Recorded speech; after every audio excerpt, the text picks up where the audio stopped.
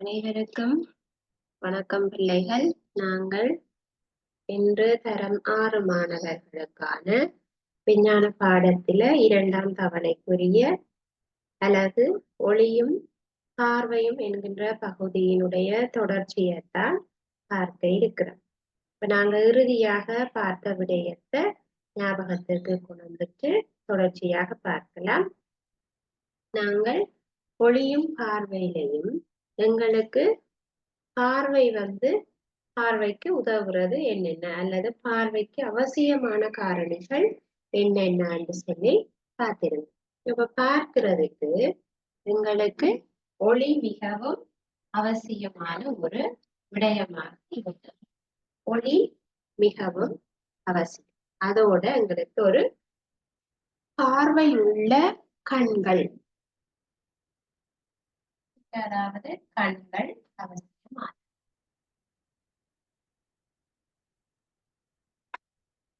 கண்களும் அவசியமானதாக இருந்தது. சரியா? அதோட வேற என்ன பார்த்த நாங்க ஒளி முதல்கள் தொடர்பாக பார்த்தோம். ஒளி முதல்கள் என்றா என்ன? ஒளியை தோற்றுவிப்பவை. ஒளி முதல்கள் என்றால் ஒளியை தோற்றுவிப்பவை என்று சொல்லி பார்க்க. அப்ப ஒளியை தோற்றுவிக்கிற பொருட்களை நாங்க உதாரணங்களாக பார்த்தோம். ஒளிருகின்ற பொருட்கள் இருக்குது, சில ஒளிராத பொருட்களும் இருக்கிறது. ஒளிருகின்ற பொருட்கள்ல என்னென்ன? எரிகின்ற மெழுகுவர்த்தி, ஒளிர்கின்ற மீன்கோவில், ஒளிர்கின்ற விளக்கு, சூரியன்.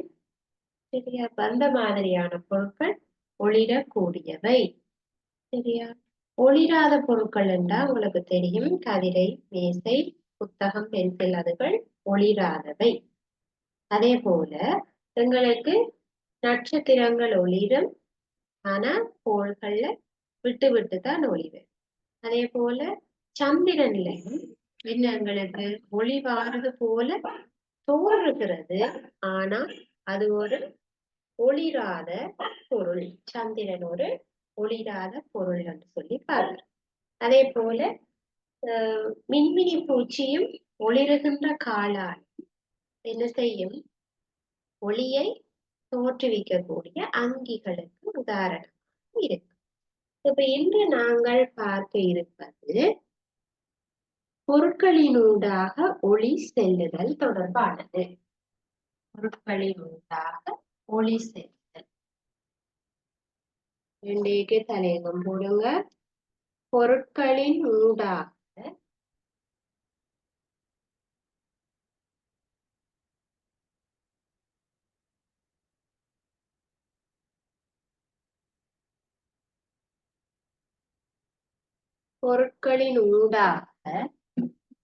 ஒளி செல்லுதல்.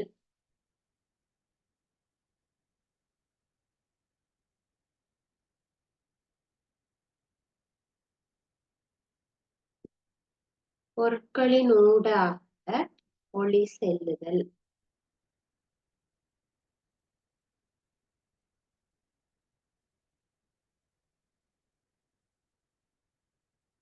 சரி, அப்ப பொருட்களினூடாக ஒளி செல்லுதல்ல எந்த பொருட்களினூடாக இந்த ஒளி செல்லும், எதனூடாக ஒளி செல்லாது என்பது தொடர்பாக தான் நாங்க பார்க்க இருக்கிறோம். அப்ப சில பொருட்களை நாங்கள் எடுத்து வச்சு கொள்ளுவோம். அந்த பொருட்களை ஒளிக்கு முன்னால பிடிச்சு அதுக்குள்ளால ஒளி வருகிறதா இல்லையா என்று சொல்லி பார்க்க.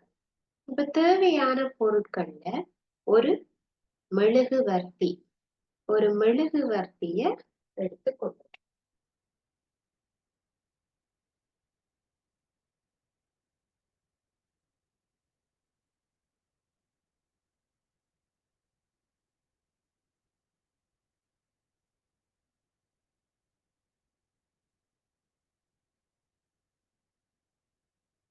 ஒரு மெழுகுவர்த்தி எரிகின்ற ஒரு மெழுகுவர்த்தியை எடுத்துக்கொள்ளலாம்.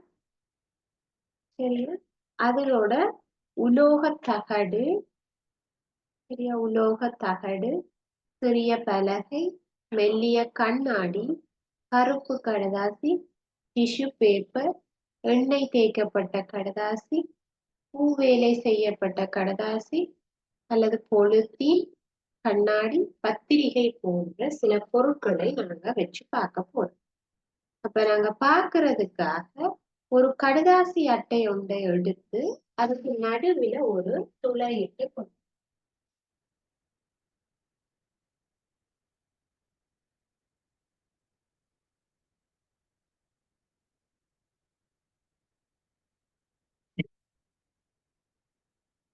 ஒரு கடுதாசி அட்டையை எடுத்து அதுக்கு நடுவில் இப்படி ஒரு சிறிய துளை போட்டுக்கொள்ளுவா.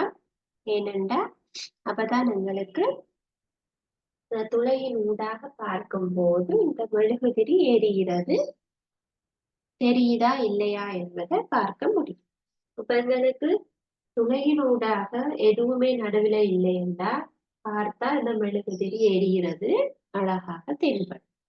இப்ப நாங்க இப்ப எடுத்து வச்சிருக்கிற அந்த பொருட்களை இந்த பிரதேசத்துக்கு, அதாவது இந்த மெழுகுதிரிக்கும் துளைக்கும் இடையில வச்சு பார்க்கும்போது மெழுகுதிரி எரிகிறது தெரியுதா இல்லையா என்பதை வச்சு கொண்டுதான் அந்த பொருளினூடாக ஒளி வருகிறதா இல்லையா என்பதை எங்களால முடிவு செய்ய முடியும். சரியா? இப்ப நாங்க முதலாவதாக இந்த இரண்டிற்கும் இடையில ஒரு பலகை துண்டு கொண்ட வச்சுப்பா. பலகை துண்டு,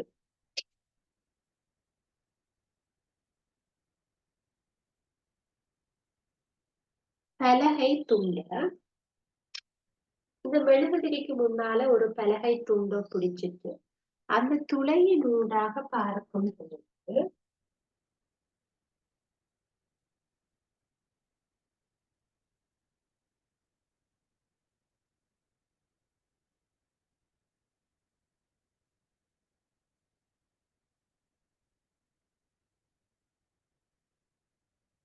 அந்த துளையின் ஊடாக பார்க்கும் பொழுது எங்களுக்கு என்ன தெரியும்? இந்த மெழுகுதிரி எரிகிறது, துளை இருக்கிறது, இரண்டுக்கு நடுவுல பலகை வச்சிருக்கு. இப்ப எங்களுக்கு அந்த துளையின் ஊடாக மெழுகுதிரி தெரியுமா கேட்டா தெரியாது. அப்ப எங்களுக்கு பலகை வைக்கப்பட்ட போது மெழுகுதிரியின் சுவாலை தென்படாது. ஆகவே இதிலிருந்து வார ஒளிக்கதிர்கள் யாவும், அதாவது மெழுகுதிரியிலிருந்து வார லைட் இந்த பலகையில பட்டு அங்கால போகாது, தளத்தோட நின்றும். ஆகவே எங்களுக்கு இந்த துளைகளால பார்த்தா மெழுகுதிரி தென்படாது. அப்ப எங்களுக்கு முதலாவது அவதானம், பலகையின் ஊடாக மெழுகுதிரியின் சுவாலை தென்படவில்லை. மெழுகுதிரியின் சுவாலை தென்படவில்லை. சரியா? ரைட். அப்ப இரண்டாவது பொருளை வச்சு பார்ப்போம். பலகைக்கு இல்லை. இப்ப நாங்க ஒரு அட்டவணை போட வேணும். முதல்ல நீங்க விளங்கிக் கொள்ளுங்க, அதுக்கு பிறகு பொருட்கள் அங்கால தெரியுமா தெரியாதா என்பதை எழுதிக்கொள்ளும். இப்ப பலகைக்கு தென்படாது. சரியா? இரண்டாவது பொருளாக நாங்க கண்ணாடி, மெல்லிய கண்ணாடி கொண்டு கொண்டது.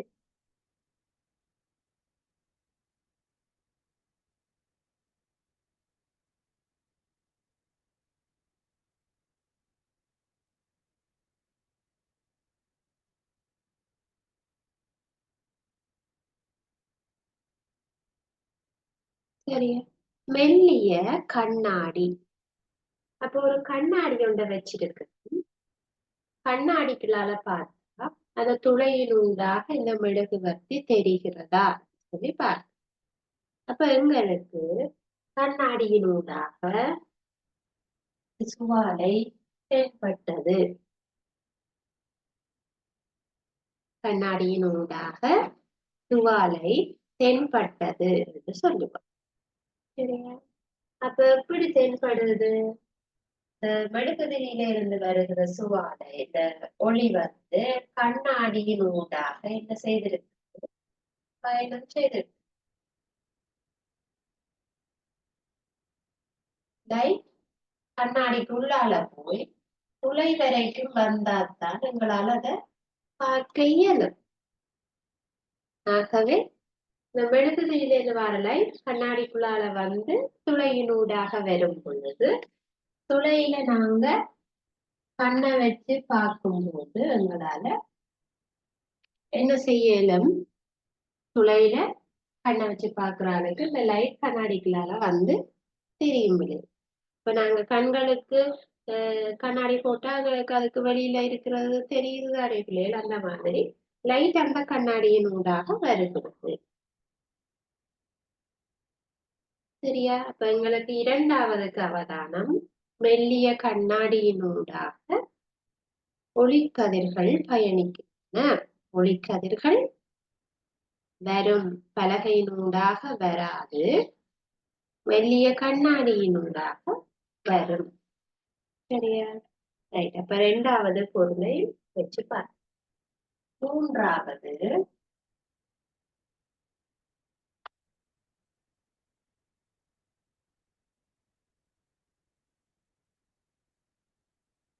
மூன்றாவதாக நாங்கள்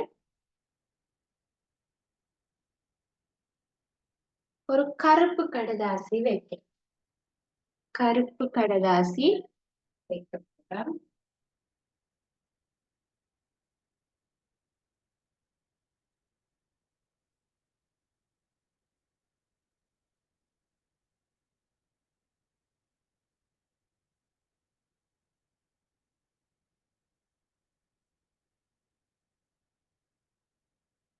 கருப்பு கடதாசி ஒன்று வைக்கிறோம். சரியா? ரைட். இப்ப திரும்பவும் நாங்கள் துளையினூடாக பார்க்கும் பொழுது என்ன தெரியும், இந்த கருப்பு கடதாசியின் ஊடாக ஒளிக்கதிர்கள் பயணம் செய்யுமா இல்லையா? இப்ப கருப்பு கடதாசியை நாங்க வச்சு பார்க்கக்குள்ள அதனூடாக சுவாலை தென்படாது. மெழுகுதிரியின் சுவாலை அல்லது ஒளி தென்படாது. கருப்பு கடுதாசி ஒளி போகாது. அப்ப மூன்றாவது பொருளை வைக்கும் போது எங்களுடைய அவதானம் ஒளி தென்படவில்லை. கருப்பு கடதாசி ஒளி தென்படவில்லை. சரியா? அதாவது அந்த சுவாலையும் தெரியாது, லைட் இருக்கிறதும் தெரியாது. சில பொருட்களினூடாக பார்க்க லைட் தெரியும், ஆனா மெழுகுதிரி ஏதாவது எரிகிறது என்ற அந்த சுவாலை இந்த வடிவம் தெரியாது. மெல்லிய கண்ணாடியில அழகாக தென்படும், ஆனா சில சமயம் அந்த லைட் கலங்களா தெரியும் இல்லையா? ஆனா அது சுவாலை மாதிரி இந்த மெழுகுதிரி எரிகிற மாதிரி தென்படும். ஆனா கருப்பு கடுதாசியினூடாக ஒளி தென்படாது, ஒளி வராது. சரியா? அப்ப எங்களுக்கு முதலாவது பலகையில ஒளி தென்படவில்லை.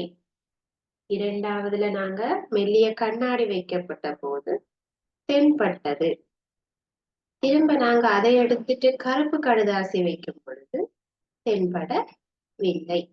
சரியா? அப்ப கருப்பு கடுதாசி ஒளி விடாது. அதை எடுத்து இதுல நாங்க எண்ணெய் தேய்க்கப்பட்ட கடுதாசி, ஒரு வெள்ளத்தாழ்ல பிள்ளைன்னு உங்களுக்கு தெரியும். எண்ணெய் பட்டு சென்றால் எண்ணெய் பட்டு சென்றால் அந்த கடதாசி எப்படி இருக்கும்? லைட்டா மெல்லியதாய். எண்ணெய் பூசப்பட்ட கடதாசி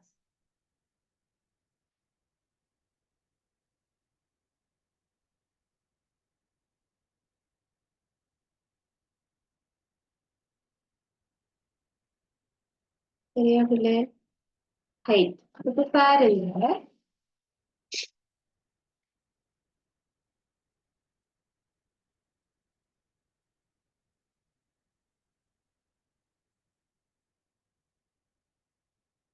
எண்ணெய் பூசினா பிள்ளைகள் கொஞ்சம் மெல்லியதாகும். அதன் ஊடாக எங்களுக்கு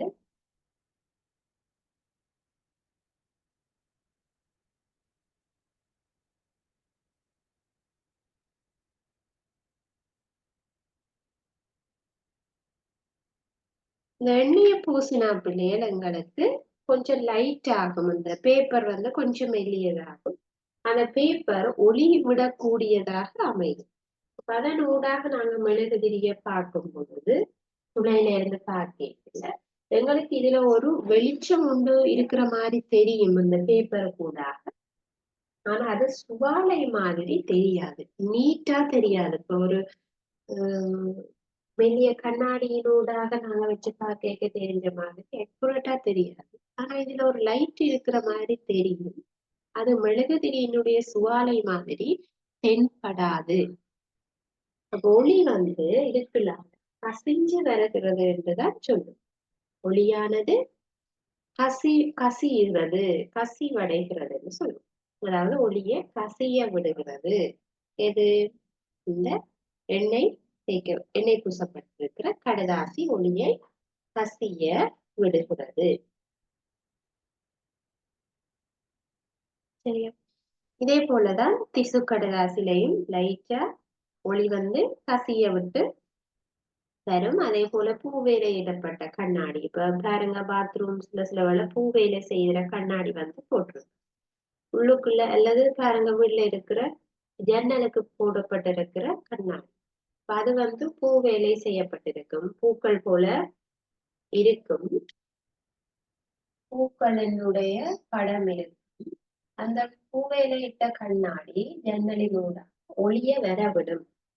சரி நிறைய பிள்ளைங்க நீங்க மார்னிங் விடிஞ்சிட்டு பாக்க பாருங்க, ஜன்னல் கண்ணாடியினூடாக ஒரு வெளிச்சம் அடி, அந்த பூ வேலை செய்த கண்ணாடியினூடாக லைட்டா எங்களுக்கு ஒரு வெளிச்சம் வரும் வெளியில இருந்து. அதுவும் ஒளியை கசிய விடும் பூவேலையிட்ட கண்ணாடி. சரியா? ரைட். அப்ப நாங்க இப்ப பார்த்த பொருட்களை ஒரு அட்டவணை மாதிரி போட்டுக்கணும். அப்ப எழுதி கொள்ளுங்க, அட்டவணை ஒன்று போட்டுக்கணும். பயன்படுத்திய பொருட்களும் அவதானிப்புகளும். சரியா? அட்டவணைய போடுங்க. இரண்டாக பிரிக்க வேணும். பயன்படுத்தின பொருட்களும் பயன்படுத்திய பொருட்கள் ஒரு சைட்,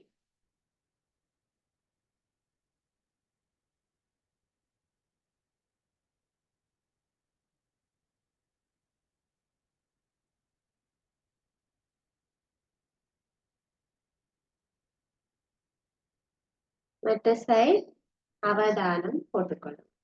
எண்ணத்தை பார்த்து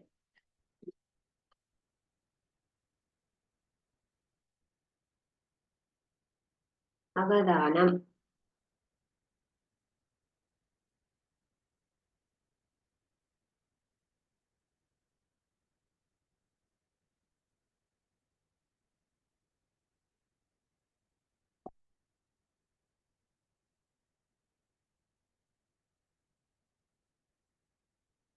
போட்டுக்கொள்ளுங்க. முதலாவது பொருள் நாங்கள் பலகை பார்த்தோம்.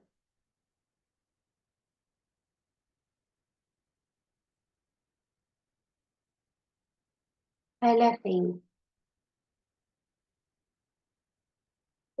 பலகையின் ஊடாக அவதானம்.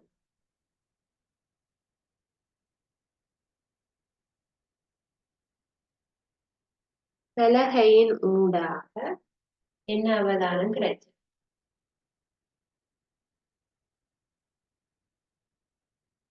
சுவாலை தென்பட்டதா இல்லையா? அதாவது சுவாலை தெரியும் அல்லது தெரியாது.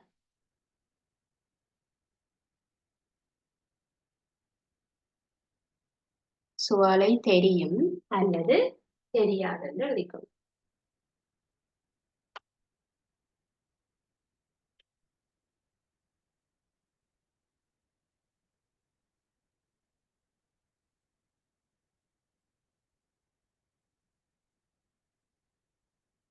இப்ப பலகையின் ஊடாக சுவாலை தென்படாது.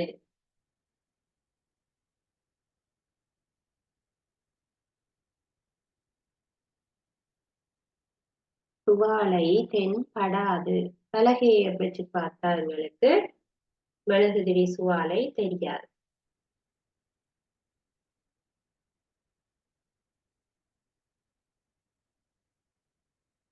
இரண்டாவது மெல்லிய கண்ணாடி.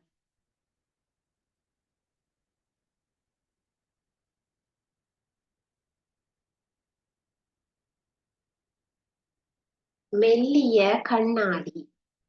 இப்ப கண்ணாடியை வச்சு பார்த்த போது துவாலை என்ன செய்தது? வச்சு பார்த்தா கண்ணாடியினூடாக தெரியும். அப்ப சுவாலை தென்பட்டது.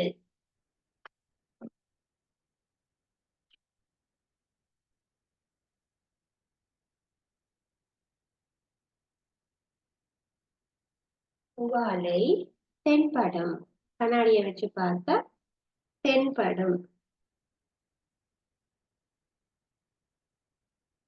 மூன்றாவது பொருள் எழுதிக் கொள்க.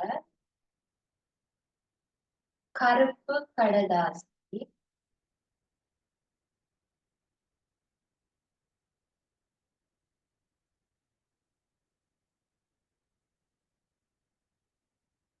கருப்பு கடதாசியை வைத்து பார்த்த போது சுவாலையானது தென்படாது, தெரியாது. கருப்பு கடுதாசி ஒளி வராது, ஆகவே சுவாலை தென்படாது.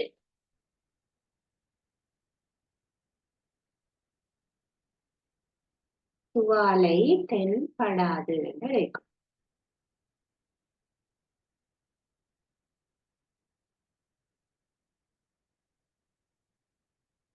நான்காவது எண்ணெய் கடதாசி.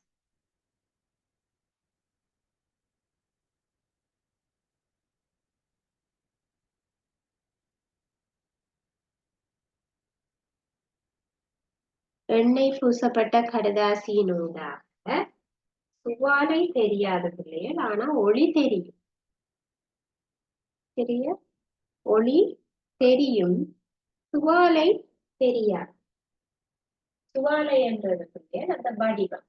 இந்த மெழுகுதிரி எரியிற வடிவத்தை நாங்க சுவாலை என்று சொல்லுவோம். அதுல இது வர லைட்டை தான் ஒளி என்று சொல்லுவோம். எங்களுக்கு ஒளி தெரியும், அதுல ஒன்று என்னமோ எரியுறது தெரியும். அது மெழுகுதிரியினுடைய சுவாலை மாதிரி தெரியும். ஆகவே எண்ணெய் கடதாசியில ஒளி மட்டும் தெரியும். ஒளி மட்டும், ஒளி மட்டும் சரி. அதே போலதான் பூவேலையிட்ட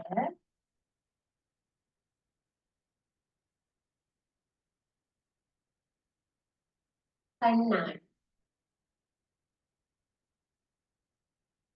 வீட்டுல பூவேலை செய்யப்பட்டிருக்கிற கண்ணாடி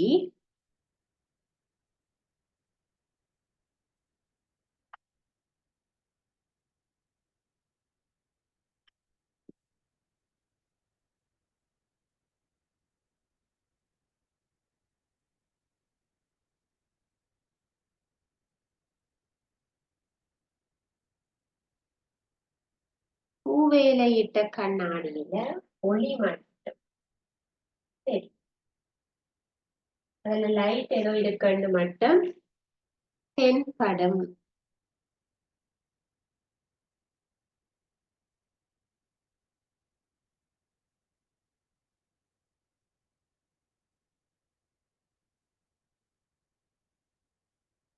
சரி, அப்ப இந்த அட்டவணையை நீங்க எழுதி வச்சுக் கொள்ளுங்க. பொருட்களின் ஊடாக எந்த பொருட்களின் ஊடாக ஒளி செல்லும் என்பதனை நாங்கள் அவதானிக்கும் போது கிடைக்கப்பட்ட முடிவுகள். சரியா? அப்ப எங்களுடைய இந்த அவதானிப்புகளின் அடிப்படையில நாங்க ஒரு சில முடிவுக்கு வரோம். என்னென்ன நடந்திருக்கு? சில பொருட்களின் ஊடாக ஒளியானது செல்லவில்லை. சரியா? சில பொருட்களின் ஊடாக பார்த்தபோது மெழுகுதிரியினுடைய சுவாலை தெரியவில்லை. சில பொருட்களின் ஊடாக பார்க்கும்போது மெழுகுதிரியின் சுவாலை நன்றாக தெரிகிறது. சில பொருட்களின் ஊடாக பார்க்கும் பொழுது மெழுகுதிரியின் சுவாலை தென்படாவிட்டாலும் ஒளியை மட்டுமாவது காணக்கூடியதாக இருக்கு. அப்ப எங்களுக்கு 3 சந்தர்ப்பங்கள் இருக்கின்றன. என்னது? ஒன்று தெளிவாக தெரியும், இன்னொன்று தெளிவாக தென்படாது, லைட் மட்டும் தெரியும், அந்த சுவாலை தெரியும்.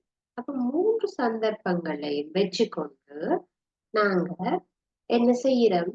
ஒரு முடிவுக்கு வரும்.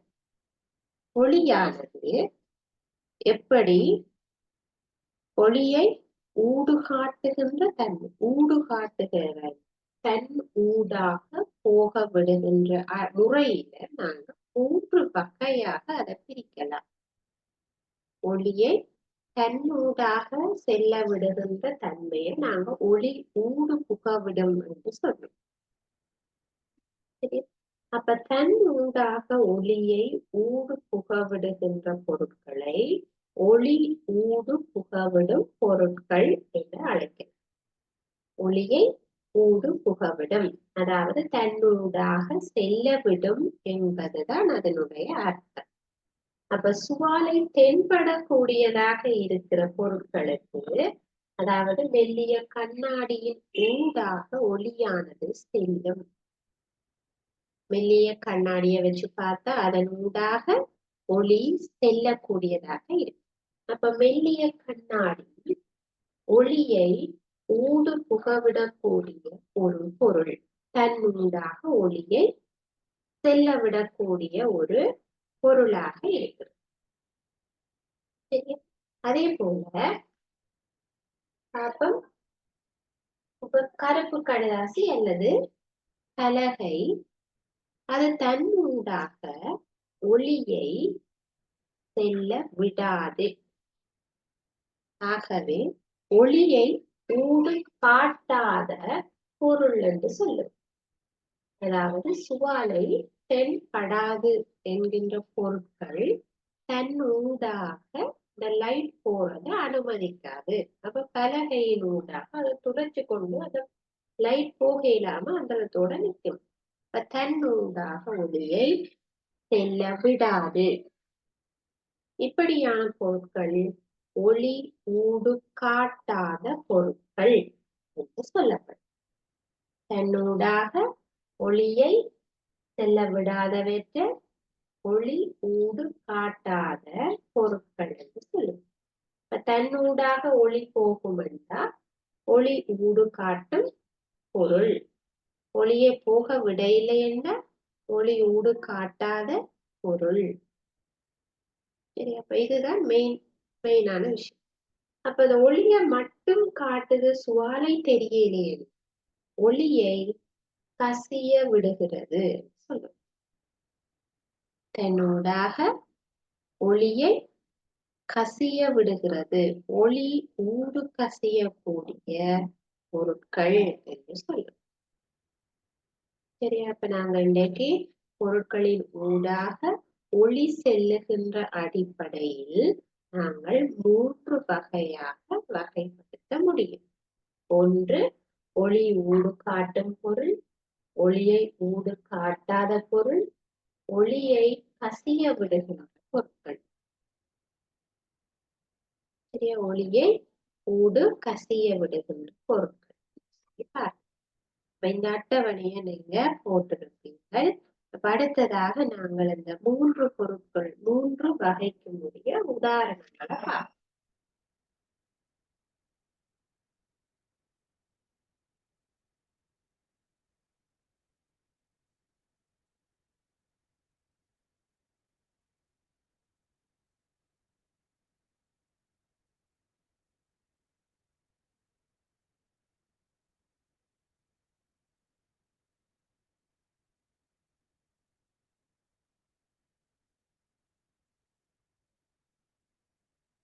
சரி, இப்ப நாங்கள் இன்றைக்கு படிச்ச விஷயத்த ஒருக்கா ஞாபகப்படுத்துவோம்.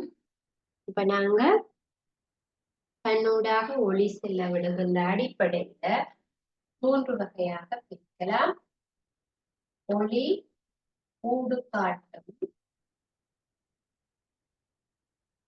இன்னொன்று ஒளி ஊடு காட்டாதவை,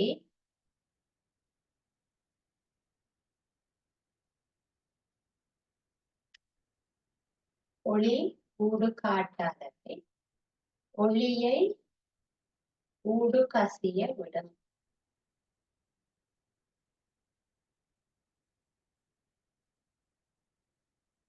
இவ்வாறாக 3 வகைதான் இருக்கு. ஊடு காட்டும் கண்ணாடி, ஊடு காட்டுவது மெல்லிய கண்ணாடி, அல்லது தெளிந்த நீர்லையும் லைட் வந்து உள்ளுக்க போகும். மெல்லிய கண்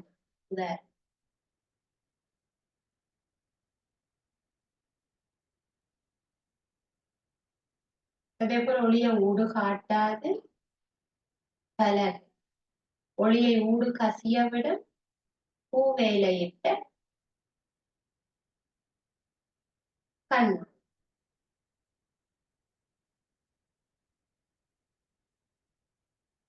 சரியா? அப்போ ஒவ்வொன்றுக்கும் எங்களுக்கு இப்ப உதாரணம் சரி. இப்ப நாங்க ஒளியை தன்னூடாக செல்ல விடுகின்றதன் அடிப்படையில சில பொருட்களை இனங்கண்டு இருக்கிறோம். அப்ப இன்றைக்கு இதற்குரிய வினாக்களை வந்து நாங்க பார்க்கலாம். எழுதி கொள்ளுங்க. பின்வரும் வினாக்களுக்கு விடை அளிக்க.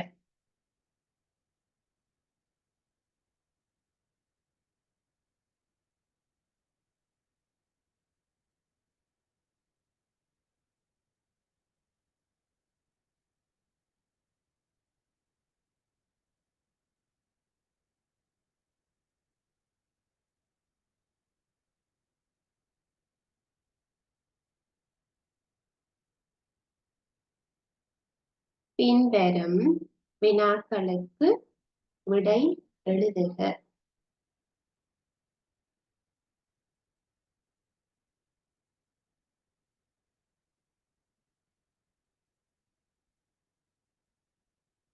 முதலாவது,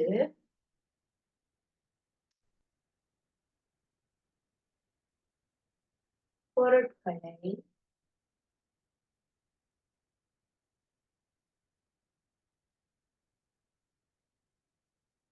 ஒளி ஊடு காட்டும்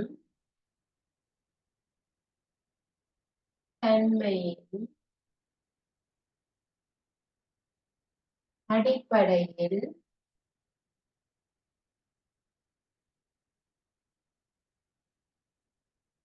எவ்வாறு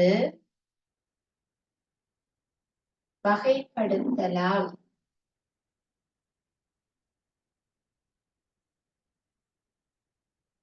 அதாவது நீங்கள் இந்த 3 வகையான 3 வகைகளையும் எழுதணும். ஒளியை ஊடு காட்டும், ஒளியை ஊடு காட்டாதவை, ஒளியை ஊடு கசிய விடுபவை.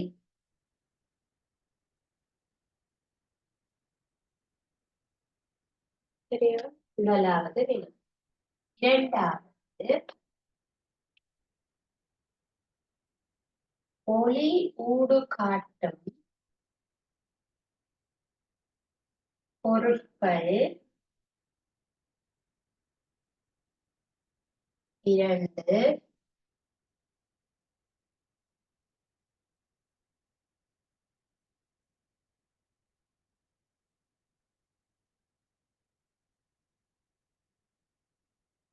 ஒளி ஊடு காட்டாத பொருட்கள் 2 எழுது.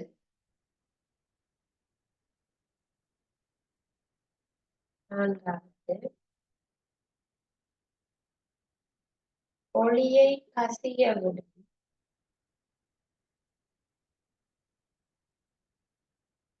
பொருட்கள் 2 எழுதிக் கொள்ளுங்க. 4 வினாக்கள். இப்ப நாங்க பொருட்களினூடாக ஒளி செல்லுதல் பற்றி பார்த்து கொண்டிருக்கிறோம். அப்ப பொருட்களினூடாக ஒளி போறதன் அடிப்படையில நாங்க 3 வகையாக பிரிக்கலாம். ஒன்று தன்னூடாக ஒளியை புகவிடும், ஒளி ஊடு புகவிடும் சொல்லும். இப்ப உதாரணமாக கண்ணாடி தன்னூடாக ஒளியை புகவிடும். அதே போல ஒளியை புகவிடாதவை, தன்னூடாக ஒளியை புகவிடாதவை ஒரு வகை. அதே போல ஒளியை ஊடு கசிய விடுபவை 3 வகை. அதே போல ஒளியை இரண்டாவது வினா ஊடு காட்டும் பொருட்கள் 2. தன்னூடாக போக விடுறதுண்டா ஒன்று கண்ணாடி, மெல்லிய கண்ணாடி, மற்றது தெளிந்த நீரினூடாகவும் ஒளி போகும். மூன்றாவது வினா ஒளி ஊடு காட்டாத பொருட்கள். ஒளிய ஊடு காட்டாதண்டா பலகை, கருப்பு கடதாசி, உலோக தகடுகளூடாகவும் கடத்தப்படாது, ஒளி போகாது. நான்காவது வினா ஒளியை கசிய விடும் பொருட்கள் 2 தரும். அப்ப ஒளிய கசிய விடுறது என்றால் அதனூடாக லைட் மட்டும்தான் வரும், துவாலை தெரியும். இப்ப பூ வேலை செய்த கண்ணாடி, எண்ணெய் பூசப்பட்ட அல்லது எண்ணெய் தேய்க்கப்பட்ட கடதாசி அதனூடாக தெரியாது. அது மாதிரி கலங்கிய நீர் அதனூடாகவும் தென்படாது. இப்ப இன்றைக்கு நாங்க பார்த்த விஷயம் இதுதான். அதாவது ஒளி செல்லுகின்ற தன்மையினுடைய அடிப்படையில நாங்க பொருட்களை வச்சு வச்சு பார்த்திருக்கிறோம். இப்ப இந்த செயற்பாடு உங்களுக்கு விளங்கி இருக்கும்னு நினைக்கிறேன். சரியா? அப்ப உங்களுடைய பாட புத்தகத்துல சில பொருட்கள் ஊடு கசிய விடுமா, ஊடு கசிய விடாதா அப்படின்னு சொல்லி ஒரு அட்டவணை மாதிரி இருக்கும். ஒப்படை 5.1 நீங்க அந்த அட்டவணைய உங்களுடைய வீட்டு பாடமாக எடுத்து நீங்க செய்யலாம். இன்றைய வகுப்புல நீங்க ஏதாவது டவுட்ஸ் இருந்தா கேட்கலாம்.